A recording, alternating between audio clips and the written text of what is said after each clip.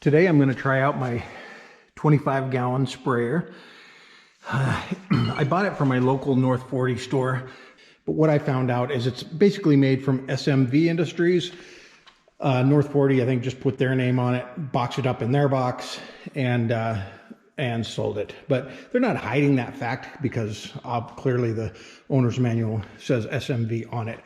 But it came mostly assembled. All I had to do, I had to just a couple bolts here to bolt these arms on, bolt this bar on, and that was pretty much it. Oh, and then I did have to hook up this one hose for the spray wand because it came unattached, and I had to bolt these on the side that hold the wand on the side of the tank. And then I had to just bolt this little hitch part on. Other than that, oh, and the wheels were also off, but that was pretty easy too. So other than that, it came assembled. And so let's see, I've had it sitting the last few days with 15 gallons of water in it. Didn't leak a bit. And the gallon, you can't really see them on the video, but there's little molded in numbers for how many gallons are currently in it. 25 being way up here, but it's pretty accurate. I measured out in a 1-gallon jug 15 gallons into this, and it is pretty accurate on the side, so that's good. I did run it a little bit with just plain water in it to make sure the pump ran and to make sure that all the connections were tight, didn't leak, and it came out good. They didn't leak at all. So I'm going to add my chemicals in and spray my yard and see how it works.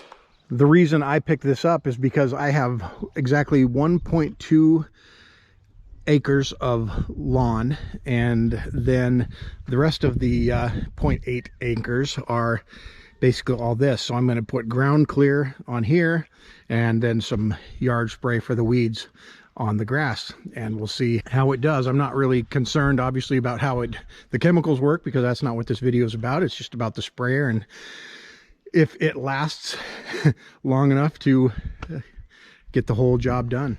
So I'm going to be towing it behind my Toro zero-turn mower. I just had to, my mower didn't come with a hitch plate, so I did have to buy this. I bought it from Amazon. I already had pre-drilled holes. I just had to come up with my own bolts and hook it up that way. Now, to get power to the pump, it comes with this little pigtail, plugs in there, runs up, and you run it off your battery of your mower.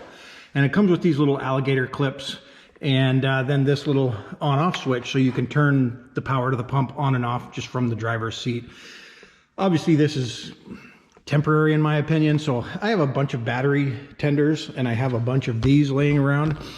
So what I might do is rig up something different so that I can put these permanently on the terminals and have a little plug available, and be able to have this cover shut and be able to just plug it in with this little plug when I'm ready to go.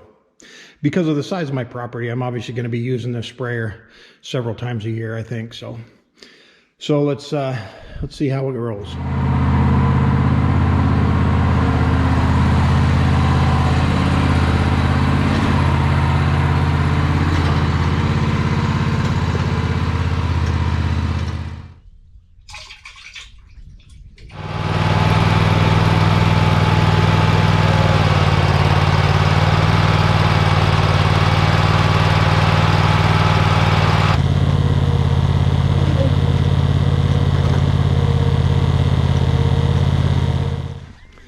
Wow, that worked great.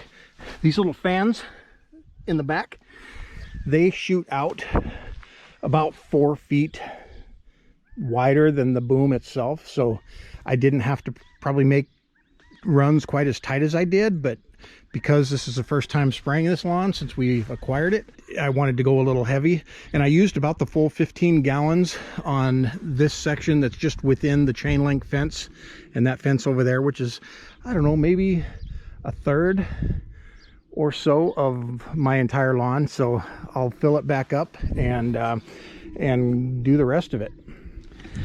All right, that time I completely filled the tank up, 25 gallons. I probably have about maybe 11-ish gallons left, and I did this entire section of my yard.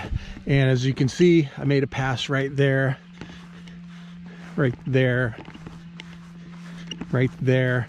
And you know, I wasn't too tight. I was kind of one of the my worries when I got this was the size of the boom of this, that it wasn't really wide, and I thought I was going to only spray like maybe drop straight down, because I really didn't know much about these. But because of the fan spray, and I have them throttled all the way open, you can shut this valve down a little bit and watch your pressure gauge depending on the speed that you run and all that.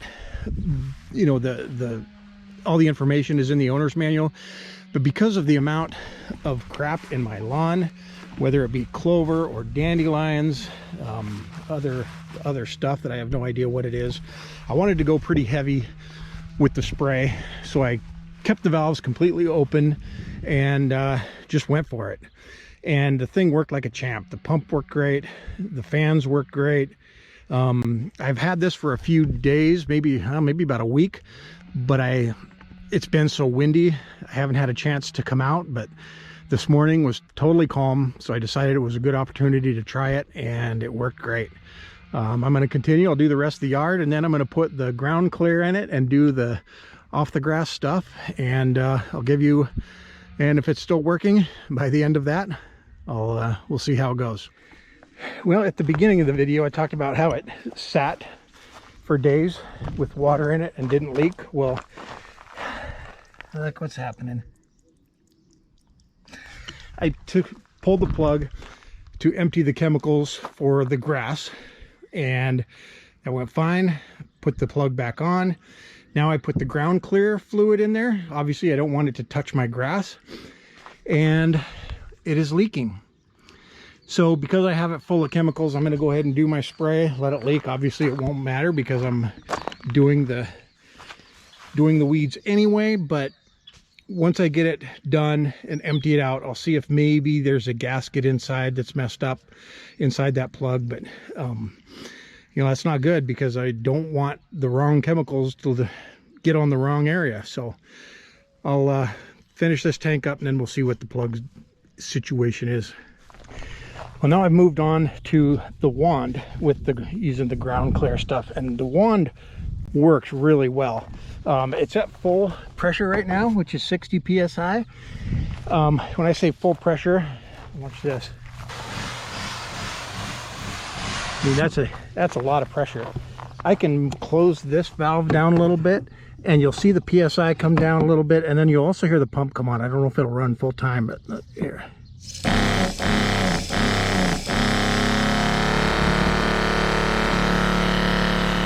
So there, I've got it down to about 30 psi, and it's just a nice spray. So what I'm doing now is I'm just kind of spraying the ground clear along the edge of my grass to make a little bit of a better line. The problem is that I'm using a zero-turn mower, so I can't drive and spray at the same time. If I had a regular riding mower, I could. I've seen it done on other channels. So zero-turn, not ideal for using the wand if you want to just kind of drive and spray as you go, because obviously a zero-turn you need two hands. And I don't know if that constitutes as distracted driving, but anyway, this wand really works well. So I'm just going to go ahead and finish up what I have left in this tank, and then open that cap, drain it out, clean it out, and then see what I can do about keeping that cap. It's still dripping. I think I'm going to see if I have an extra washer for a garden hose, and I will see if that will fit inside the cap.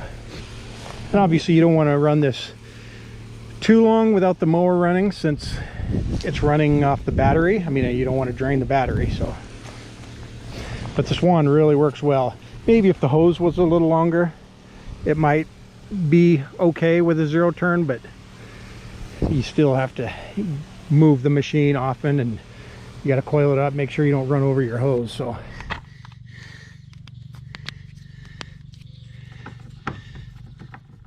now the hose gasket did not work. It looks almost like the threads are crossed.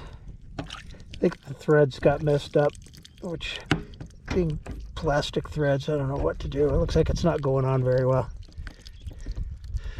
I'll have to mess with it. So everything worked well. The pump worked great. Everything sprayed well. It's just that plug has been the only issue. So other than that, I don't know, maybe 4 out of 5 stars because of the plug. And then I'll see if I can improve on that. Maybe I'll have to put some Teflon tape or something on it. We'll see.